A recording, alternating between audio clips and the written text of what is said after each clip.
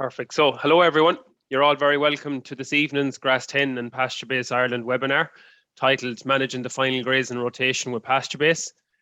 My name is Joseph Dunphy. I'm delighted to be joined once again by my Grass 10 colleague John Douglas and Micheál O'Leary from PastureBase Ireland. We're also delighted to be joined this evening by dairy farmers Paudie O'Brien from County Kerry and Padraig Callanan from County Laois. And we're looking forward to discussing their plans for the final grazing rotation and how it sets their farms up for spring 2022. So just a small little bit of housekeeping again before we get going tonight. As you know, these webinars are being recorded, and if you want to view these back along with the previous Grass 10 webinars that have been recorded, if you go to Google and search Teagasc Grass 10, and down on the left hand side of the Grass 10 page, you'll see the webinars subheading, and you'll be able to view back all the webinars that we've been doing over the last year, along with some the presentation of the PDF and a few frequently asked questions as well. Also tonight, if you have any questions for any of our panelists, just put them in the Q&A box in the bottom left hand corner.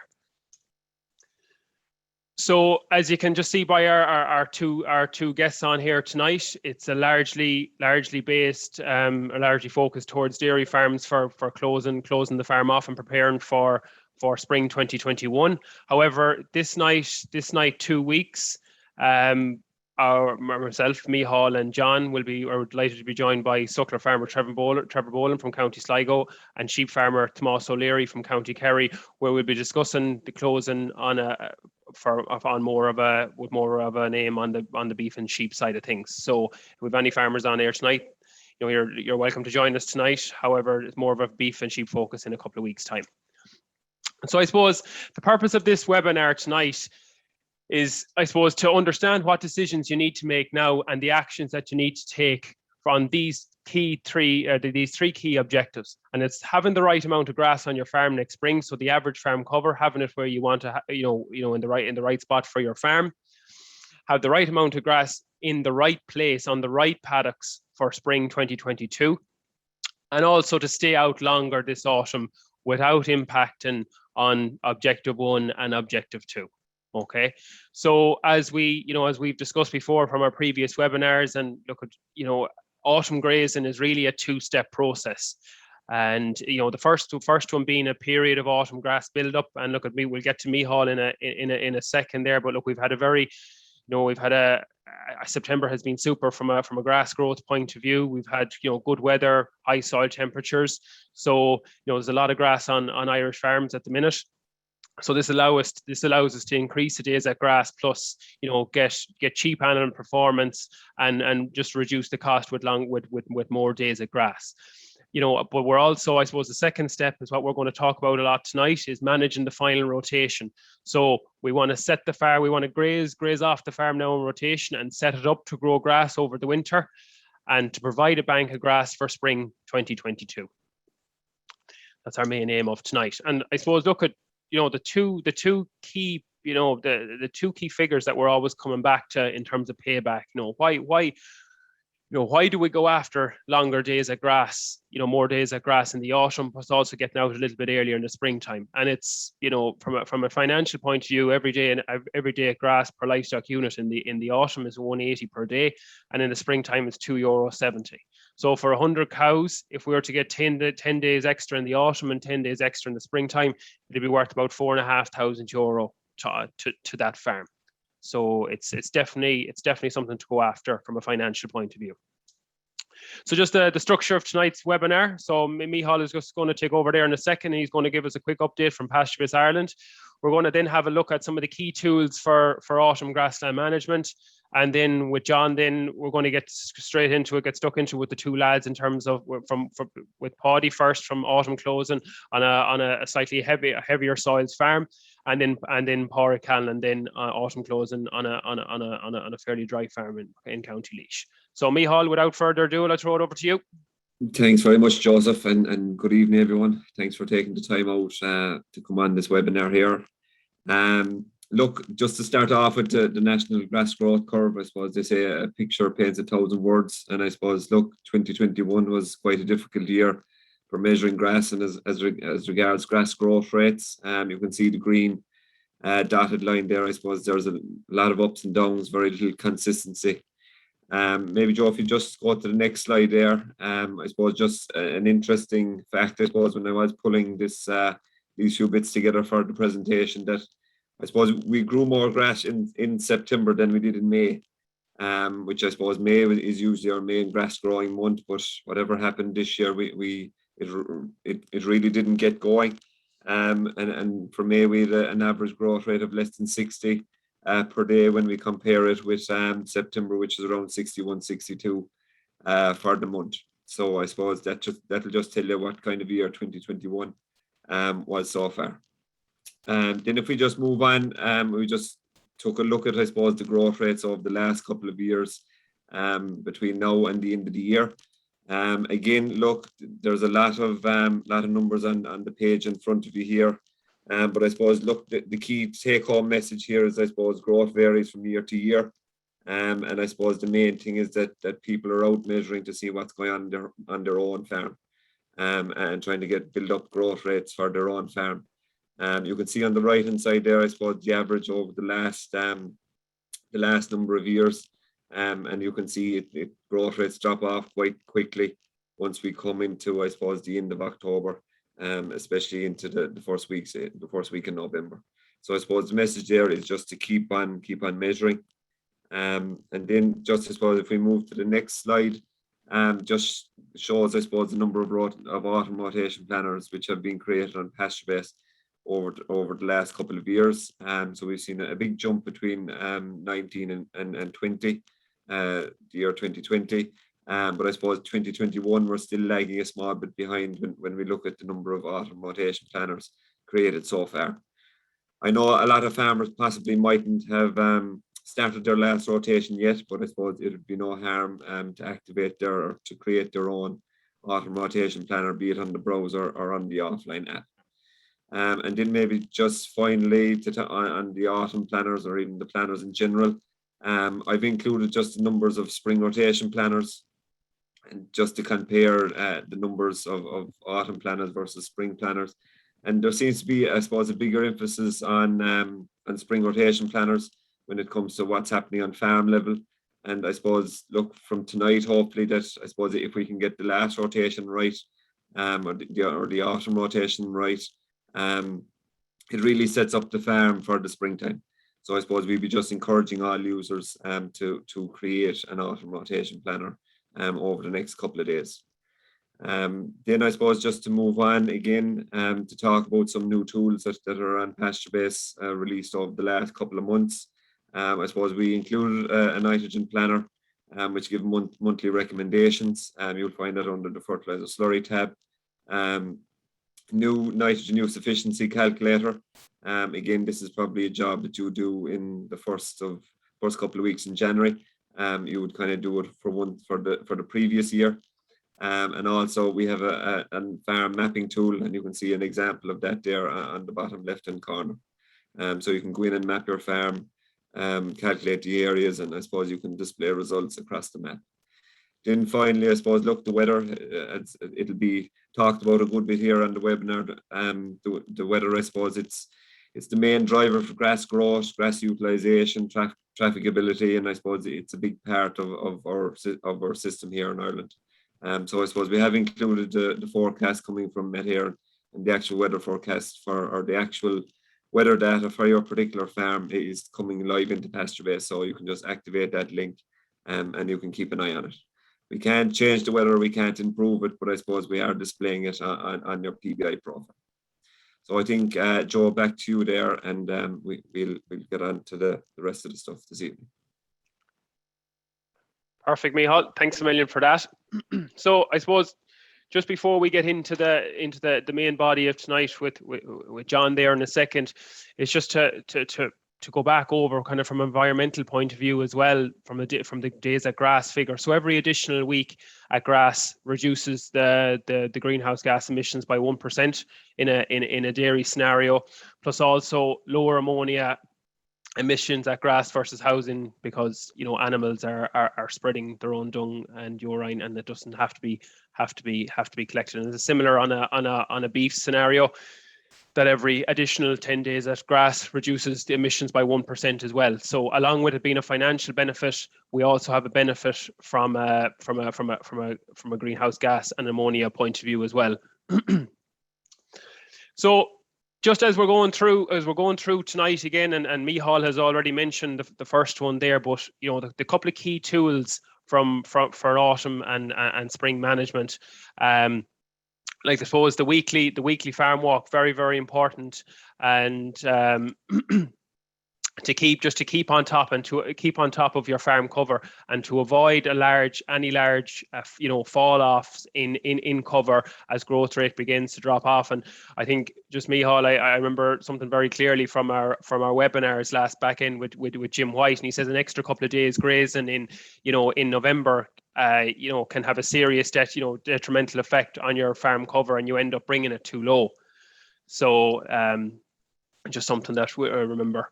From a grass budgeting point of view, look, it's becoming a key tool to manage from the 1st of October, from the 1st of August and right through the winter. A lot of people are using a budget now from the 1st of August all the way through to the 1st of May. So it allows you to make out a plan and to have a plan to work to from a farm cover point of view. The grazing infrastructure, again, hugely important, from a spring point of view, and you're using the same grazing infrastructure. And I think, Paudie will have a couple of examples in a few minutes of, how Paudie on a heavier type farm gets his animals to grass.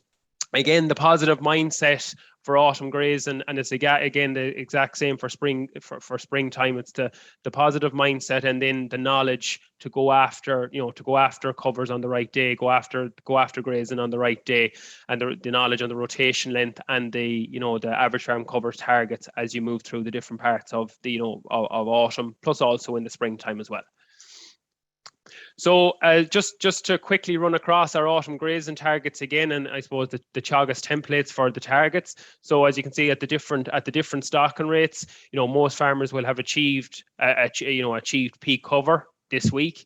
So at the different stocking rates, the 2.5, the 3, and the 3.5. We're looking now from the 1st of October on. So we're at peak cover. We know where the cover should be. Now we're looking at the closing of the platform. So whether you're closing, maybe 60% or 70% now in October, and we're also looking at, from a percentage point of view, we're also looking at the closing farm cover. So that middle bar of where we want our farm to be, on the, when we're fully housed, and where we want our cover to be. And we'll get a comment off the two lads in a couple of minutes of where they want their cover to be, on the 1st of December. Plus also then on the 1st of February next year, okay? And just to, from a heavy size point of view, we normally aim, and it's probably something maybe a lot of farmers have got caught out this year with high growth rates during September, but we would normally aim for an average farm cover of in around 900 at peak. And again, the key thing to all of this as well is, flexibility, allowing you to graze multiple paddocks at the one time, and the grazing infrastructure being the key tool for that. Okay, so John, without further ado, I'm going to throw it over to you. Thanks, Joe. Yeah, sure, I'll go straight in, and I'll just say thanks to everyone for joining, first of all. And if you have any questions, to write them into the Q&A section, and we'll either answer them as we're going along, or we'll type back. But look, without further ado, I'll bring on Paudie. Can you hear us there, Paudie?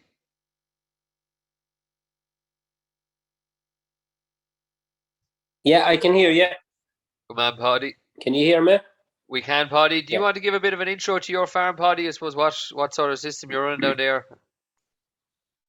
Yeah, I suppose I would have a wet farm, but I'd also have some very dry ground. It's probably 50-50 between good and wet ground. So we start calving here at about maybe the 10th, 12th of February. And as soon as we've cows calved, we aim to go to grass for them. Very good. So while you're a heavy soils farm, you still want a good supply of grass in the springtime. Yeah, we made a decision a couple of years back to delay our calving until kind of mid-February. we just couldn't. We'd no chance of getting cows out early February, and I just felt there was no point having cows calved and not being able to too far away from grass, you know. Okay, very good. So how many cows are you milking down in Kerry, Paudie? We're milking 83 at the moment.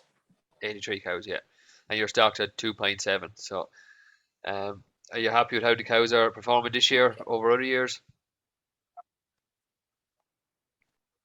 Yeah, I suppose I am back a bit on protein this year, but I put that down to the summer. You know, we'd no nice leafy grass from, you know, we got very wet in May, and then we had a drought. But it is climbing now again, so it is, you know. But other than that, they're doing fine, you know. Very good, very good. And I suppose just to highlight, I suppose, Paddy, you are the 2019 Grassland Farmer of the Year. And I suppose just last year then you grew about 13.5 tons of grass on the farm. And I suppose most of that is coming from grazing, but just shy, I suppose, of a silage cut as well on the milking block.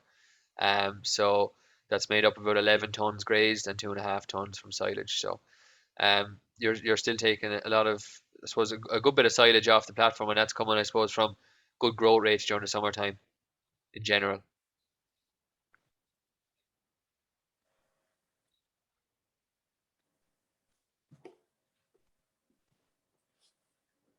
Yes, you hear me okay, Paddy? Yeah. Yeah, there could be a small Yeah. delay, John. I lost you for a minute. I Oh, you're grand. You're grand. So look, obviously there's high growth rates during the summer on the heavy soils farm, and I suppose that's probably it's probably a challenge to try and get into the paddocks at the correct pre-grazing yield, because the growth can be so high at times. So, 1600 there is probably not too bad on the heavy soils farm.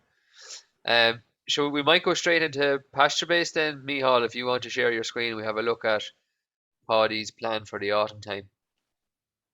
You're still with us, Paudie, are you? Yeah, I am. Yeah, it's a bad night here, so the broadband's a bit sketchy here tonight. All right, no worries, no worries. All right, John, so we'll go into his budget. Yeah, perfect. So you see, Paudie has a good number of budgets done down through the years. So we went to 2021. So you have a good bit of grass on the farm at the minute, Paudie. You like what Mihal was saying, a lot of strong grass growth during September. Yeah, there's a lot of grass. My challenge will be to get through the grass, you know. I rarely run out of grass here. I run out of weather and ground conditions before I run out of grass. So I have to really aggressively keep going to try and get my cover down. So I do.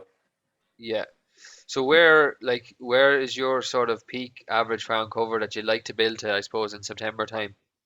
Ideally.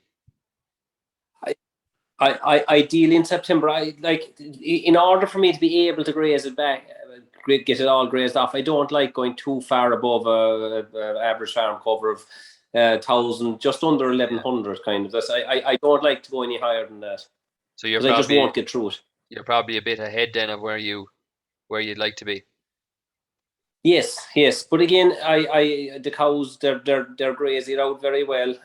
Conditions are okay at the moment. Now this week, the conditions definitely have deteriorated. And look, if the weather that's forecast for next week comes, it'll deteriorate further. But we just have to keep aggressively going after it and get as much of it taken off as we can. And so, what does that mean for you in terms of management, like in terms of getting grazing? Does that starting into, if you have to, on-off grazing sort of thing, or is that too early to be talking about that yet? It's too early yet to be talking about it. Hopefully, with another couple of weeks. But the weather dictates everything here. If we get fall, half my farm gets closed, and that's just the way it is, you know. So what happens even with the wet ground, you know, after correcting soil fertility and everything, it keeps growing. So that brings its own problems. Even though I can't graze it, the grass still seems to keep growing. So I have to take my opportunities when I can, you know. Okay. So the big challenge before we even look at figures, and you know it yourself from your average farm cover now, is getting that average farm cover down. So we'll go into Padraig's situation, which is he's more of a stretching it out type challenge, but yours is try to get that average farm cover down. And what's the what's the benefit to you of getting that down, Paudie, or where do you want to get it down to? I'd like a closing cover of something around 650, so that should be mid kind of the 10th of December when I do my closing cover, if I could have it there. Yeah. So I have a lot of grazing. Like, I will be housed well before then. I'll probably be fully off grass by the 10th of November. Maybe a bit with it, but then like, even if I bring my farm cover in the early November down to 500, I'll still have my 650 for closing in December, you know? Yeah. So that's the target, is to try and get it down to around 500 by early November. Around 500 and the 10th of November. If I could be there, it'll set things up nicely. Perfect. And I suppose if you don't get down to that, if you only get down to, we'll say 700 or 650 or 700 of an average farm cover by that time, will you try and get out for bits and pieces of days for the rest of the month, sort of thing, Paudie? Or will you just call it a day at that stage? And how do you manage that grass in the springtime, I suppose? If I can. Yeah, if I can, I will try and take it off. But like, again, the weather dictates so much here and ground conditions. So if I don't, I just accept it. And in the spring, we'll formulate a new plan to go after it when we can, you know? Yeah. Okay. Perfect. So the first week of November is usually more or less the time, I suppose, you stop grazing with your stock. Yeah. Yeah. Okay. Yeah. So I suppose, just for maybe anyone that hasn't seen the budget, maybe Micheál, do you want just to quickly just highlight what's going on here? Yeah, perfect. So look, as the guys alluded to, I suppose, look, we have, first of all, I suppose we set out here when we want to start the budget, and we've extended it out to, I suppose, the start of February. And I suppose Paudie here has put in his cow numbers, so 80 cows, currently on about 17 kilos of grass and 2 kilos of meal. Paudie's done a cover, he's done a weekly cover. This is the most up-to-date one here, just under 1,000. And I suppose for this particular week, we predicted a growth rate of 53, and he actually grew 52. So I suppose the growth rates are kind of coming into line. And these particular growth rates are pulled from Paudie's own data. So that's probably why they're coming into line there. We can see that the demand on the farm is 47 kilos. So its stocking rate there is 2.76. So we can see, I suppose, if we look at for next week, our predicted growth rate is 47. And as a result, I suppose we should hold cover roughly around 1,000 and 1,030 roughly. So as kind of Paudie alluded to, I suppose we're kind of on the higher level of the average farm cover where he'd like to be. And I suppose as the weeks progress, we can still see that, look, with the predicted growth rate is hovering around our demand. So again, our average farm cover is kind of staying pretty much static. And then you can see it's beginning to fall because our demand is higher than our predictive growth rates here in the middle. So I suppose as we go down, I suppose Paudie kind of has his own targets. We've spoken about, I suppose, the 1st of December, somewhere around kind of 650, 700 figure is where he'd like the farm to be. And then I suppose opening up come next year, next February, somewhere 1,000 plus, somewhere around 1,000 figure. So I suppose, look, the budget, it kind of gives a kind of a, I suppose, it kind of gives you a small bit of guidance of where you will be in 2 weeks' time, in 3 weeks' time, if we get the growth rates, these predictive growth rates. So it's all really dependent on growth rates. We know how much land area we have. We know how many cows we have on the farm. We know roughly what they're going to eat. So I suppose all this left-hand side here is kind of, I suppose, 100% correct and accurate. But I suppose it's these growth rates here are really what underpins, I suppose, the budget. And I suppose the big thing again is for the budget to be beneficial to I suppose the people on the call is that you are doing the weekly cover, and this actual farm cover here comes in every week. So I don't know, John, do you want to have a look at the planner next, or do you want to move on to Padraig or finish out the slides. Yeah, so we just might highlight there. So just the closing cover again, Michal. So I suppose Paudie's try to get it down to somewhere in the 500s in early November, back up to 650 roughly for early December, and opening then at 1,000. I suppose they're the targets that Paudie has in his head. That's what he wants to do. That's where he wants to be, and the budget is a way of getting him there. So each week as he walks the farm, he can see if he's ahead or behind, and for most case, in Paudie's case, he's going to be behind. So it really is a case of probably grazing hell for leather, like we said in the newsletter last week, Paudie, and just keep out for as long as possible to get that average farm cover down. So that's I suppose an overview of what the budget is telling us for Paudie's farm at the moment, and it's just going to be a case, as Michal has alluded to, of walking that farm weekly and keeping on top of that, and getting as much grass into those cows as possible while we can. That'd be fair enough, Paudie? Yep. Yeah. Perfect. Right, yeah, we'll move on to the planner, I suppose, then, Michal. So, Paudie, you might talk us through. I know we have your map of the farm, and we'll maybe see it visually a bit better. But I suppose, like, just explain your autumn rotation plan. I know you don't have huge emphasis on the start or finish. What's important to you about this planner, I suppose? Yeah, I suppose it doesn't matter to me when or where I start or finish my last round, because it just varies, and again, it's all weather dependent. But the key ground to me is the ground I'll graze from maybe the 20th of October to early November. That's the ground that I want and I need next February for my cows. It's the driest ground I have on the farm. It's the place with the best access, the easiest accessible, somewhere that I can start going with my cows when I start having cow power late February. So ideally, I will jump back into that ground from the 20th of October on, irrelevant of cover. Even if there's a cover for 500, I'll take a quick grazing off it just to have it primed and ready for when I will need it in the second half of February. So that is a question that we get sometimes on farm, Paudie, is if a farmer might graze a paddock, we'll say this week, but they want it's their main paddock for the springtime, we'll say, or one of their main paddocks for the springtime. And as you say, if there's 600 or 700 back on it, come the third week of October or fourth week of October, you recommend go back into graze that again. Yeah, I will jump back into it because again, it's the ground that I will depend on. So it has to be at the right cover for me to get cows grazing. So I will graze them. That sector is about 30% of the farm, maybe a bit more. But I will graze all that in that from the 20th of October on. So I will for that 2 weeks. So I will.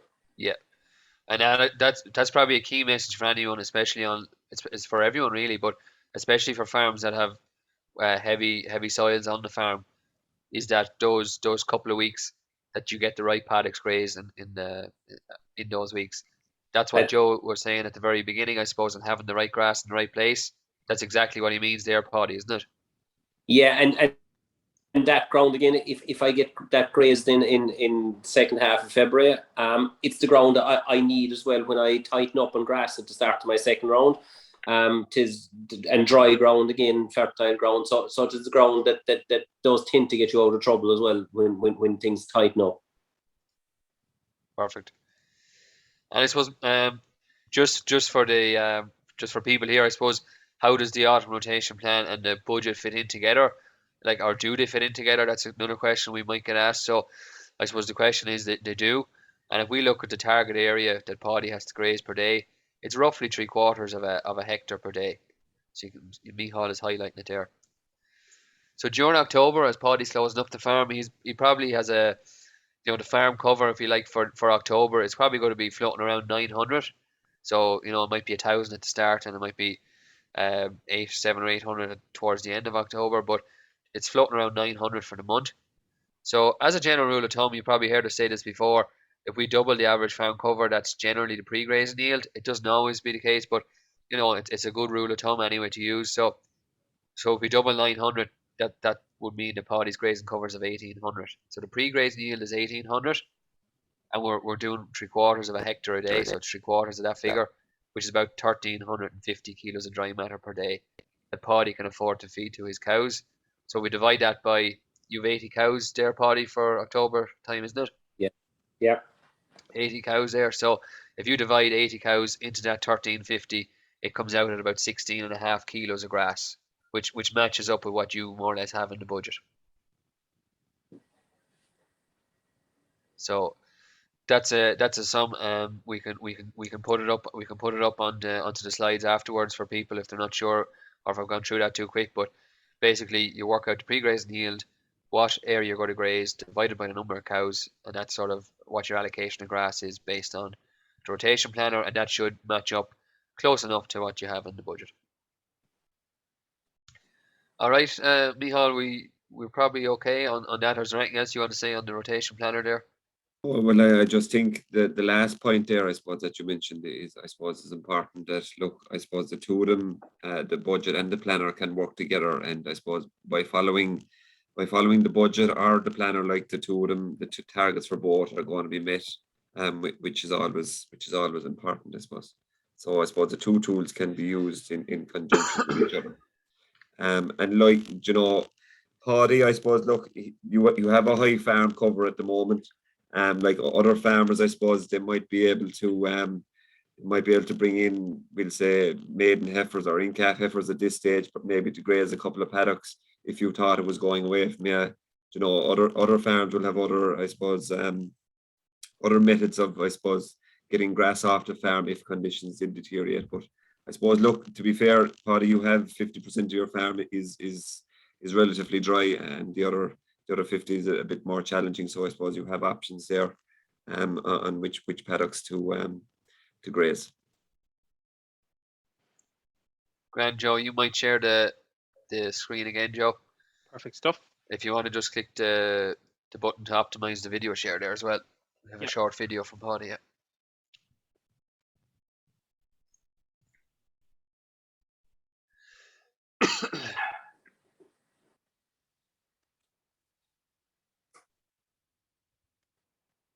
So that's the next slide we're on, is it? Sorry, yeah, that's it there now. Go, Johnny, go for it. That's grand. There's just a black bar going across the top of the screen, Joe. Is that maybe it's your? It's yeah. It should go down there in a second when I. Okay, that's all right. Yeah. Sure. Yeah. So Paudie kindly sent on his maps there. Paudie, I suppose, like, just to make it visual for people, what you're talking about there, about when you're closing up those paddocks that you need first in the springtime. I suppose we just wanted to highlight that this is a very simple way for farmers to actually make a plan for the autumn time if they haven't done one before, or even if they have done one before. This is very visual, especially if there's other people working on the farm, I suppose. And really, I suppose it's just sort of using the traffic light system, and the paddocks in the green here, I suppose, they're the 30% that Paudie was talking about that are most important, and they need to be closed in late October. So they're highlighted here on the map. So Paudie, why are these paddocks here that we've marked in green? Why are they marked green, I suppose? Why are they the first ones? I suppose that they're very dry paddocks anyway, first and foremost.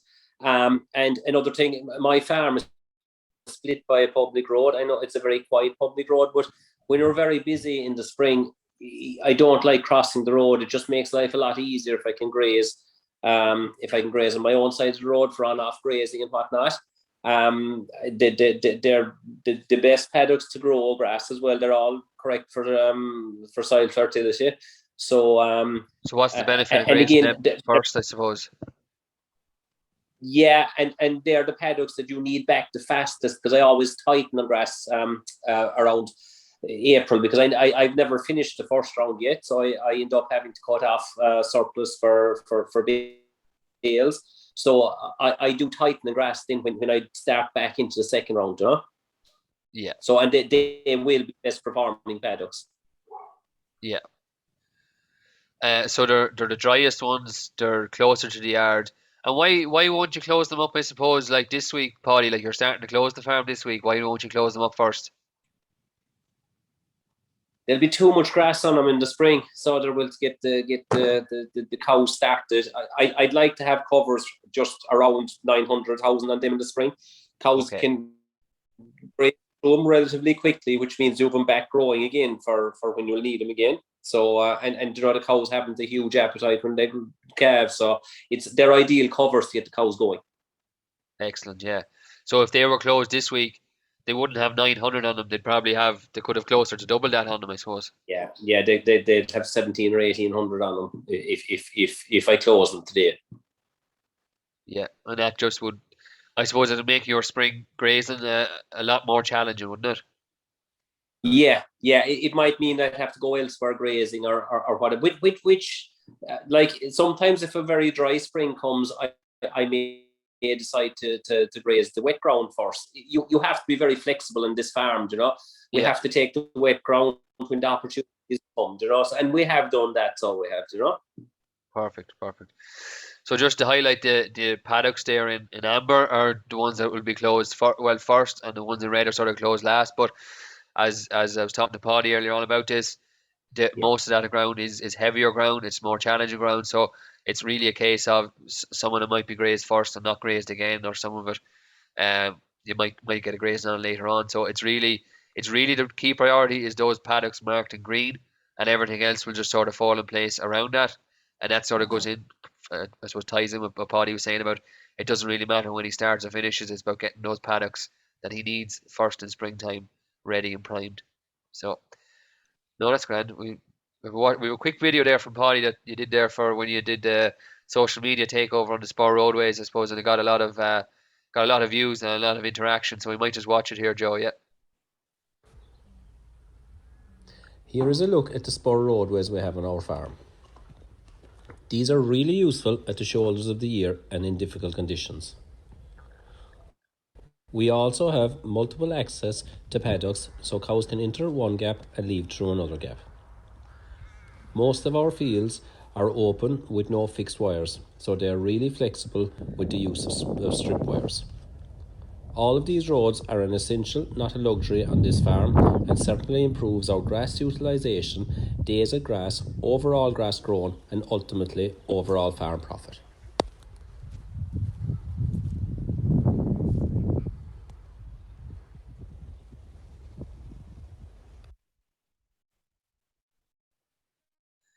So they're a necessity, Paudie. Absolutely, yeah. They really are. The day you need them, you'd give anything to have them there. So you do. They're relatively inexpensive to put in. Every year I add on extra bits, put in a few more where I feel I'd need them. I think that they're on this farm, they're an essential anyway. They have to be here. Yeah. And you were saying some of them they're not even raised above the ground, but they're like you could drive over them, I suppose, with spreading fertilizer during the year and stuff like that. Is that the way it's set up? Yeah.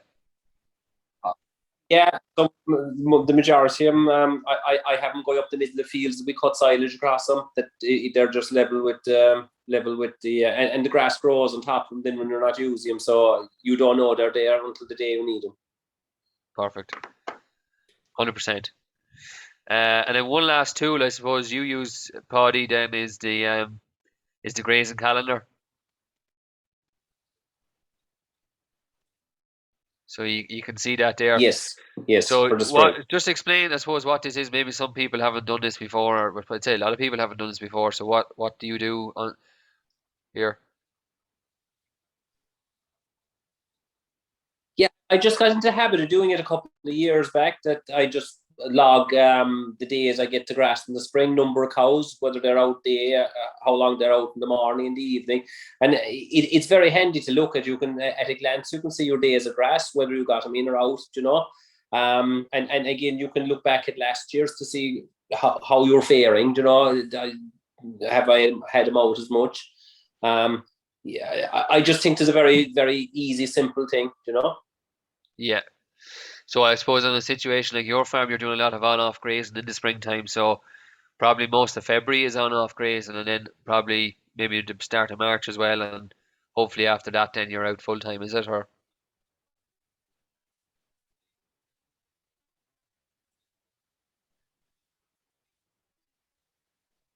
We lost Paudie again. We lost Paudie again. All right, we're all right. But yeah, look, it's a very handy tool. I think we've all everyone has something to take away from that, especially when we're all about recording and trying to improve what we do year to year on your own farm. So this is not about comparing farms. It's about you improving your own farm, and always remember that. So we might move on to Padraig's situation then, Joe. Perfect. Yeah. Right, you're there, Padraig. Yeah, here, yeah. Do you want to give us a bit of background there, introduction to yourself and your farm there? Yeah, well, sure, suppose we start calving a bit earlier than Paudie. We start the 28th of January or that, and cows can go out pretty much straight away. 1st of February, they'll be out day and night, but for 3 hours, day and night, bring them back in then. So it's grass, or try and get as much grass into them as possible. Yeah, and I suppose in your farm there, you're suffering in the summertime, I suppose the last couple of summers anyway, you've suffered from, I suppose, reduced growth rates due to soil moisture deficit, so you've had a touch of drought. I suppose that's where the tonnage is probably back maybe a ton and a half to a couple of ton from where you'd like it to be on last year. So yeah, last year there, yeah, we were probably 4 weeks restricted growth during the summer there, and for this week we're feeding silage, or this year we're feeding silage 8 weeks there during the summer again. So we're kind of, seems to is pulling us back the last few years now. yeah, so it's probably even important, I suppose, when you're in that situation. Obviously, you're drier soil, so it's more important to try and make use of the shoulders of the year to try and, I suppose, make up some of that lost ground in the summertime. Yeah, exactly. That's why we like try and close at a higher cover at the back end, so open high cover in the spring, and try and, when we can, relatively dry, we can utilize it then in the spring. So yeah, exactly. So I suppose just to highlight on the bottom of this table, and we didn't highlight it probably properly there for Paudie, but just, I suppose, what's going to drive your demand for grass in the springtime there, there's sort of three key things, alongside maybe soil type and weather and stuff like that. But is your stocking rate on the farm, the calving date, so when you're starting to calve on your 6-week calving rate, and both Padraig's and Paudie's are very high. So like they're I think Paudie's over 90% and Padraig here is touching 90%. So there's a lot of cows calving on the ground very early on. And I suppose in your case, Padraig, it's a higher stocking rate as well. So a big demand for grass in the springtime. So where, like you said, you want to close higher and open higher, what does that mean for you? Like, yeah, so close around 850 and hope to open around 1200, in around 1200. okay. That's and as I said, it's the closing cover dictates when we stop. It's not dates. It's if we're look like we're dropping low in early November, I'll just house to have 850 or 800 around 1st of December. Perfect. So we might move on to the budget there then, Joe and Michal. You share away there now, Michal. And so how has the building up period been for you, Padraig? Because I know there was you got good growth, but I suppose there was drought in August even still, so you found it hard to build for a while, or what way have you managed over the last while? Yeah, sure. It's kind of been stop-start there with us nearly from July. We'd be feeding silage for a couple of weeks, then we'd stop for a week, then we'd have to start again. So I was finding it very hard there to build cover in early September. But we're after getting a burst of growth there in the last week or two, so we're just on target there now. So Yeah, we're still feeding silage now. Do another cover maybe tomorrow or that, just to see, are we still okay? Maybe I could ease back the silage a bit, hopefully. So yeah. So if you go back during August time there, I suppose, Michal, you can highlight there the farm cover did drop with reduced growth rates. And then I suppose Padraig reacted there on the budget, put in 6 kilos of silage there for the last few weeks, and has built that farm cover back up. So I suppose the question might be put to you, Padraig, like you're gonna end up feeding silage in November now anyway. Like, so what was there any advantage to putting it in over the last couple of weeks? well, I just think at least it helps us build up a bank of grass there. If we didn't feed it, I don't know what our grass situation would be like now. So it's just at least we have a bank of grass there. We might be able to ease back like. Yeah, well, given the growth rates on the farm, I suppose it wouldn't have built any more. It might have even dropped a little bit first. So you'd probably still be only at six to 700 of a farm cover today. Whereas I suppose by reacting and putting in the silage, it's up there at 1173 there today, I suppose, this week. Yeah, and so looking at the budget there, we should be in the next couple of weeks. Hopefully, we should be able to pull out the silage, and we should be able to just tick away there at the farm cover with hopefully growths will match the demand then. Yeah, and like Paudie, I suppose, when are you starting your closing off? Padraig, is it this week coming?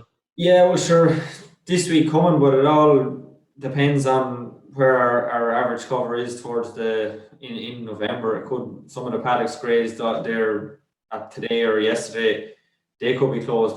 They could be closed when the time comes, like if the cover is low. Yeah, so it'll depend on the growth in the back end and things like that. Yeah. Yeah, so I suppose just looking at the budget then, based on your demand, I suppose there on the right hand side you can see the demand column versus the growth. It's looking like it'll sort of, I suppose, it should hold itself for the next few weeks anyway. Maybe build a little bit. I suppose it depends whether or not you pull back the silage or keep it in. But you're probably going to be grazing. You probably have a lot of grass for October, so you probably will get away with very little silage anyway for most of the month. Yeah, hopefully. Yeah. Yeah, would that like, even without looking at figures on the sheet, you're probably looking at how much grass is on the farm yourself? Is that what you'd be thinking? Yeah, exactly. Yeah. We should be able to. There's a lot of grass there now ahead. Good covers ahead of them there and a good few paddocks. So should, if the weather comes anyway right and growth stays tipping away, we should be okay. And how are you utilizing some of those heavier covers? Like, you're probably grazing some heading for 2,000 or over 2,000. So how are you grazing them? Yeah, just going with the strip wire and just allocating them there. We've been getting away with 24-hour allocations for the last while, so hopefully we'll be able to stay on that. If it gets wetter, we'll go back to 12. Okay. We're going grazing out well. Okay. And I suppose we'll come to maybe in the closing, but maybe where you're grazing at the minute as well, just in terms of how that fits in with they're having the right grass in the right place for the springtime as well. So if we scroll down there, Michal, we might just have a look at where this budget is going to bring us for the springtime, and we'll work back then. So you're more or less bang on the budget. So if we look at the target cover column is where Padraig wants to be next spring, and if we look at the predicted, which is based off today's or this week's farm cover, it's matching more or less the whole way through. So it's you're bang on target anyway, Padraig. I suppose putting in the silage has helped you get that far, and I suppose it should allow you to reach your targets. Yeah, sure. It's to have enough grass in the spring. That's the big one, to make sure we have it for the spring, because we have the high demand. So it's just yeah. And maybe Padraig, if we take that on the small, maybe if you might give us a description of what happened in spring 2021 or even this time last year, closing up your farm. How did it go for a year? Yeah, sure. This time last year, well, we went on to the 1st of November. I did a cover and it was gone down to 500. So I had to we just housed then. So we obviously, there was some paddocks there grazed in it could have been the 20th of September, 22nd or 3rd. That was when we actually closed then, in hindsight. So, but we opened at around the 1,200 or 1,150, I think, this spring, and it was great to have that much grass there ahead of the cows, and we were able to get through. We were not like Paudie, we didn't run out of grass, or we didn't run out. We got grazed every bit of it. We could have even done it more towards the end of the first rotation. So I never have a problem getting through the grass. So it's very important to have that good high opening cover there. And what sort of covers are you grazing in the springtime then, Padraig? There was a question in there, I suppose. What covers are you carrying over the winter time? There last year there was a few. There was definitely 1800s anywhere that way. I remember when we had the discussion group was out at the back end, and there was a question to leave that paddock there. There was probably 1600 on it, maybe at that time. So there could have been 2000 on it in the spring, and that's what we left. And some lads were like, skeptical of leaving that high of a cover, but worked out grand. No, I suppose the key thing is when you're to get into those paddocks, I suppose before the first, before middle of March, really. Yeah. That's when you're probably stocked close to 3 by the 1st of March anyway. Yeah. So you have and the cows' intakes are increasing, so you have a lot of cow power, as we like to call it, coming into that period. So that's the time that you go into those heavier covers.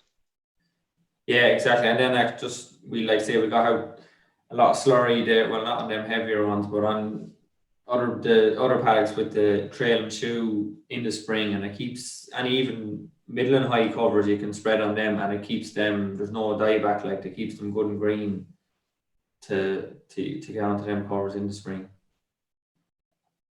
Perfect.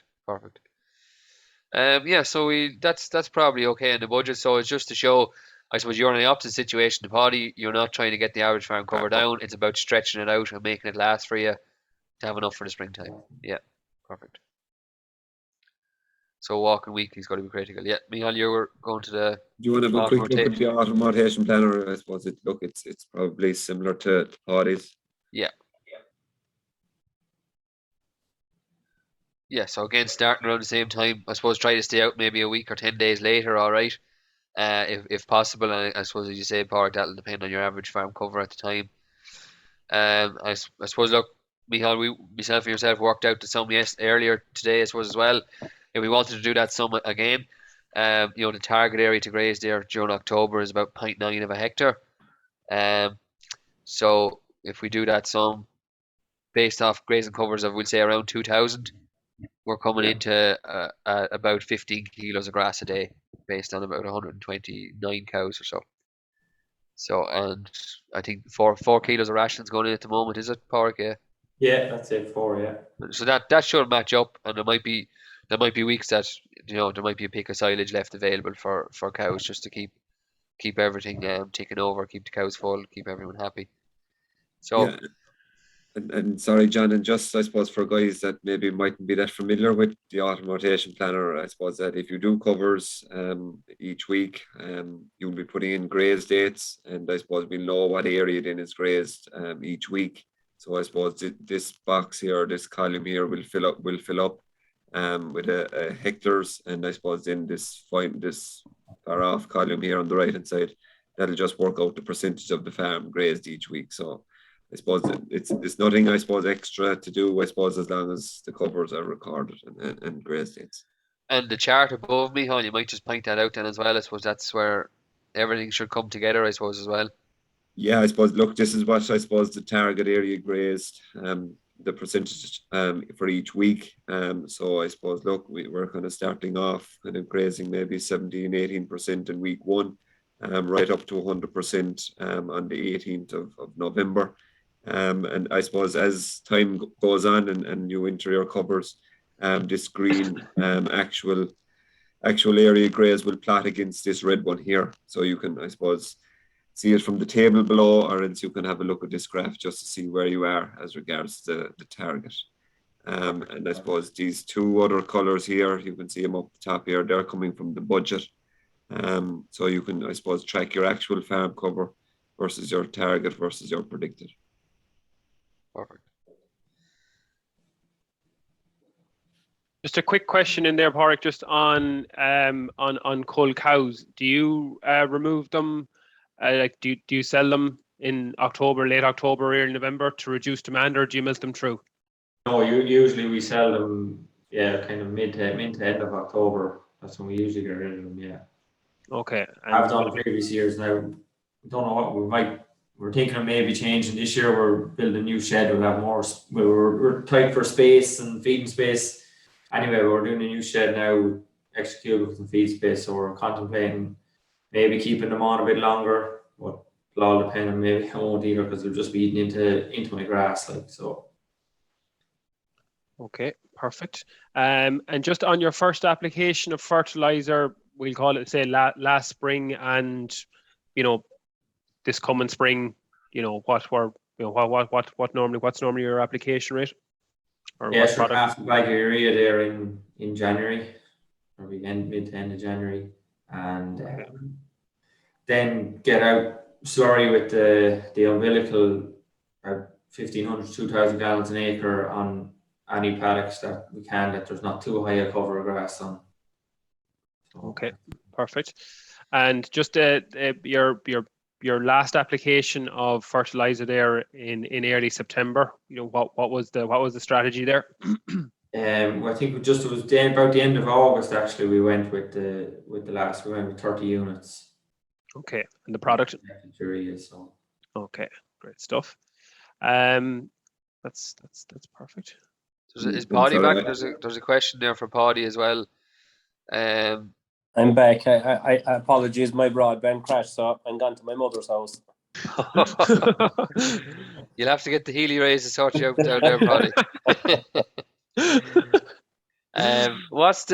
Paudie? There's a question in there. Would it make much of a difference? I suppose you're on 2 kilos a meal, dropping back to 1 kilo. Could you do that? Would it make a difference? I don't think so. I think the cows need that, Yeah. I'm even contemplating, should I be going up 1 kilo with the wet and cold nights? Should I be going up to 3? But certainly wouldn't go back to 2. No, just on the fertilizer there with myself, I didn't blanket spread because I could see too much grass on the farm. So for the last maybe the last 2 weeks coming up until about the 5th of September, I was following the cows with 30 units, and I stopped in. There was no blanket spread on this farm. Yeah.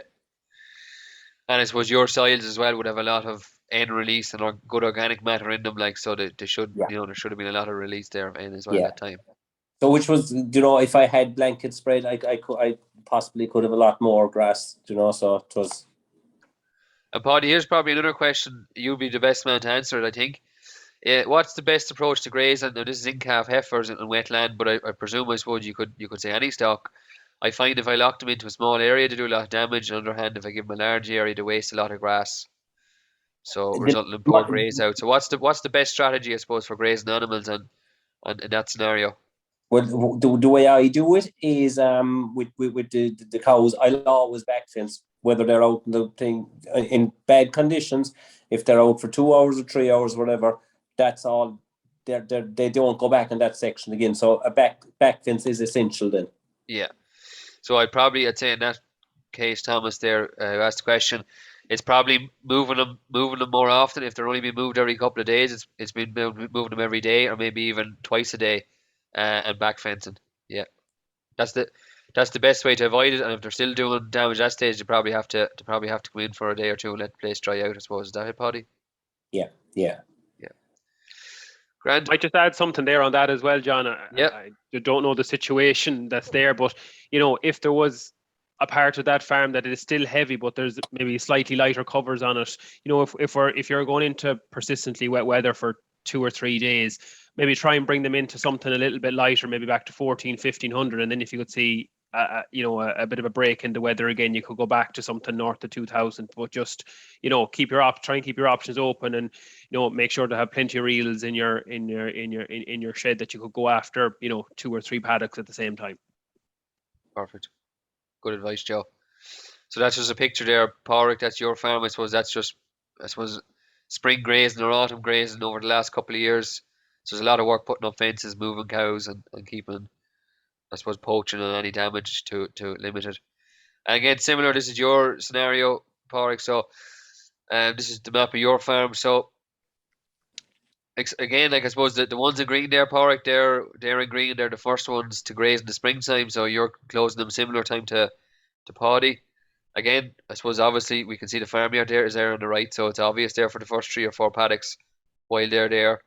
What's the story with the ones down here at the bottom? I suppose why are they next and not the ones, I suppose, beside? Yeah, just they're very dry, and they're good access to them, and they're smaller paddocks, so it's easier to divide them up for the smaller number of cows to follow the spring rotation planner, like, so. Okay. It's easier to manage, yeah. Yeah. And I suppose, look, while it's not as important, I suppose, on drier farms to get that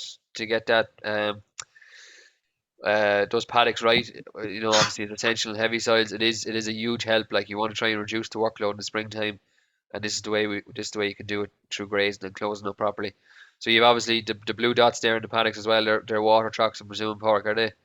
Yeah. So we've 2 water trucks in every paddock. So every paddock can actually could be split in eight different, in 8 sections if we want. So it's just leaves it easy for following the rotation planner. It involves access to water, like, so. Yeah. And I suppose when we're talking about the first paddocks you're closing up, and there could be maybe covers of, we'd say, somewhere between 1,500 and 2,000 on them in the springtime. They're up there, I suppose, on the top of that map there, those amber coloured ones. So they're going to be closed first and grazed second in the springtime. They obviously want to be dry paddocks as well, are they? Yeah, they are. Yeah, they're dry, and everywhere has good access. We've lots of roads and loads of gaps and stuff like that. So every paddock has good access.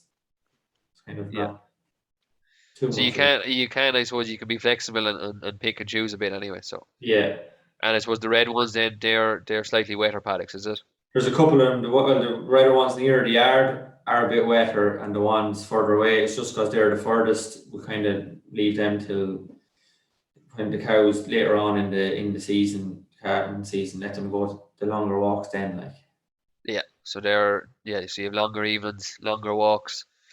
So they're graze last in the springtime then as well. Yeah. Perfect. That's grand then, Joe. So I suppose, look, the lads have explained this fairly well. So really, the way we're breaking the farm up into 3, if you like, and what you're closing first is you're grazing second in the springtime. What you're closing second, you're grazing first in the springtime. And we can see there what types of paddocks there that we want to graze first. So the lads have explained it: drier, closer to the yard, multiple access points, sheltered, covers of 800, 900, 1,000, recently reseeded possibly because they're going to be quickest growing. So if we graze them early in February, they'll be back for grazing again in early April. So we have to close those paddocks, I suppose, the 20th of October to the 1st of November on most farms. That's when we're going to close those paddocks. And that's the key thing, I suppose, matching up the autumn rotation plan with the spring rotation plan. Okay. Okay, perfect, John. Thanks a million for that. And do you want to take this? Yeah, so look, I suppose we've probably talked about it a lot, but look, we have to feed the cow. We're trying to graze out to 4 centimetres. We're going to do the autumn rotation plan, grass budget, measuring weekly till housing, monitor the area grazed and the budget, make sure you're on track, and I suppose react to that as well. So if we're behind, put in something for hedge, maybe slow them down or whatever. So I suppose the key thing is to stop grazing on time. I suppose especially on drier farms where we might be tempted to go and keep grazing the paddock again, or regrazing, which is one of the ones that we don't want to do. We don't want to regraze closed paddocks. We don't want to run the average farm cover down to below 500. So we'd see a lot of this, and maybe more on heavier farms where you come into that 25th of October, heading for 1st of November. In that period, maybe the weather is turned against you. The farm cover is maybe around 500 and or getting close to it. And farmers maybe decide that they'll graze on another 2 or 3 paddocks and run the farm cover down to maybe 300 and expect it to get back up to where they want it to be by springtime.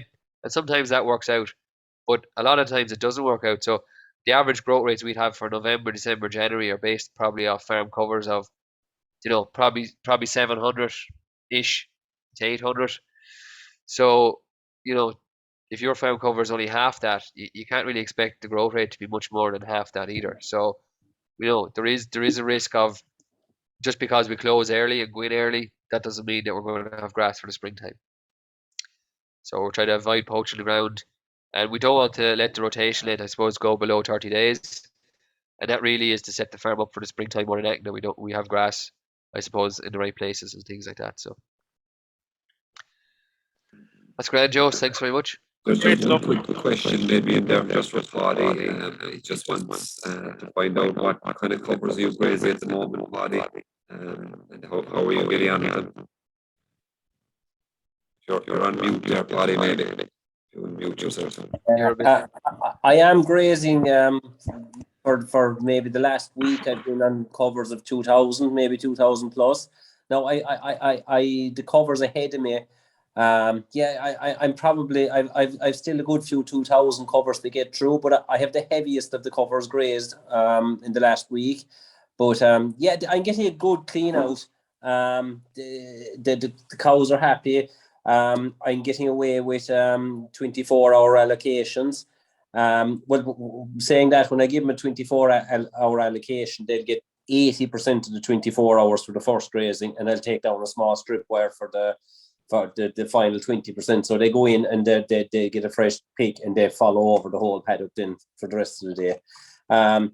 Clean outs again. Ground conditions are key for me for clean outs. We're okay, but certainly has deteriorated slightly in the last week, the ground conditions, and if we get the rains forecast for next week, that will pose another problem with ground conditions and clean outs. But covers, I have another week of grazing 2,000s.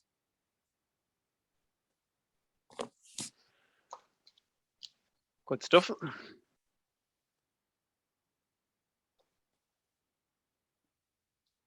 That all right, lads?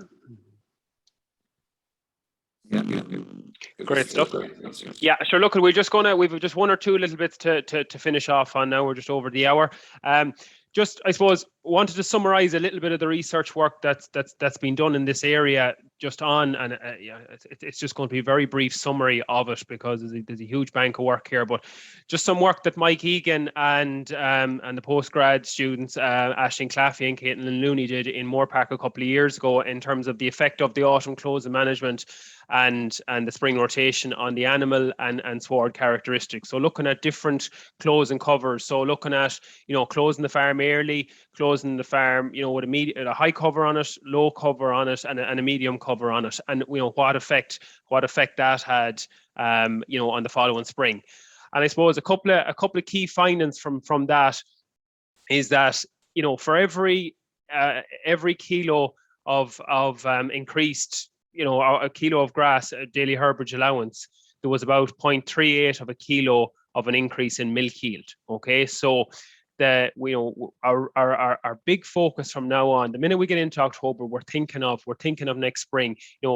Farms have got very compact. Cavan has got very compact. A lot of people up in the mid 80s, high 80s now, up near 90% Cavan in 6 weeks. So we're thinking of next springtime when we get into early October. From looking at it from feeding silage in the autumn time of the year, increased silage intakes in autumn did not impair the milk production of early cows.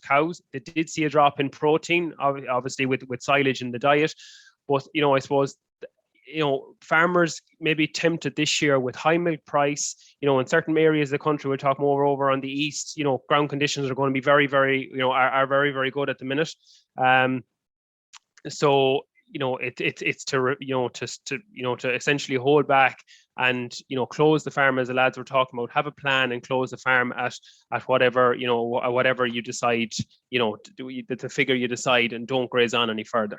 And the last two things is some people don't like to hold or carry heavy covers over the winter time. And if we were to look at some of the early and, early closed ground, normal closed ground, and then some of the late stuff, there is more, leaf proportion on what is closed late. But the OMD, or essentially the quality of the grass, the digestibility, there's only slight differences in between it. And the effect, having the more grass, more herbage availability on the farm negates any slight difference in sward quality. So the demand for grass in spring should guide the decision making on the closing date. So there's just a couple of key things from that. Okay. Just to remind everyone that the Grassland Farmer of the Year competition for this year was just, the press release has just gone out there this evening. So if anyone here on the call is interested in going in for the competition, or someone that's fairly a neighbor or family member that that is farming to a high standard, demonstrates excellence in specific areas of their grassland management, if you go onto the Teagasc Grass 10 page or onto any of our social media sites, you'll see the application form there for the Grassland Farm of the Year competition 2021, and find some more information on it there. And lastly, just a little touch on the department's pilot soil sampling program that was released there last week. So this is a first come first serve pilot soil sampling program to look at both PK and lime, plus also some other soil health and soil conditions in those certain paddocks. So it's as I said, it's first come first serve up to a maximum of 64 hectares. So contact your advisor or visit the department website for more info. Just lastly, just to remind people again that from a beef and sheep point of view, that webinar is on in 2 weeks' time. And look, to summarize, to refuse that temptation this autumn on dry farms to graze late and reduce your farm cover of under 500, as we just mentioned there a second ago. Follow the plan, and look at the two lads have a plan. The budget's made out, and continue to walk the farm every week and stick to that plan. Have grass in the correct paddocks by manipulating the final rotation in 2021. So that template we had there in terms of closing paddocks in whatever order, that template will be was in the Grass 10 newsletter last week, and will be in it next week, so as well. So you can have a quick look at it there. And just to kind of summarize as well on the fact that every kilo of daily herbage allowance of grass next spring increases milk production by 0.38 of a kilo per day. So that's our big focus from now on, and especially with fertilizer prices looking like they're going to be quite high next year. It's very, very important that we set the farm up correctly and have a correct opening cover next year on the 1st of February. So continue to walk your farm weekly during October, and as Jim White said there on our webinar last year, avoid leaving your farm for 2.5 weeks without doing a farm walk, and all of a sudden get an awful fright when your farm cover has dripped 250 or 300 and you end up grazing too low. Okay, so lastly, I'd just like to thank I'd like to thank John and Micheál for their contribution tonight, and also to really thank Paudie and Padraig. It's great to have the two lads who are really on the ball in terms of planning out their autumn graze, and planning out this last rotation, and making a plan for spring 2022. Lastly, I just like to thank the sponsors of the Grass 10 program, which is the FBD, Grassland Agro, AIB, Farmers Journal, and the Department of Agriculture. So thanks a million to everyone for listening tonight, and we'll talk to you again soon.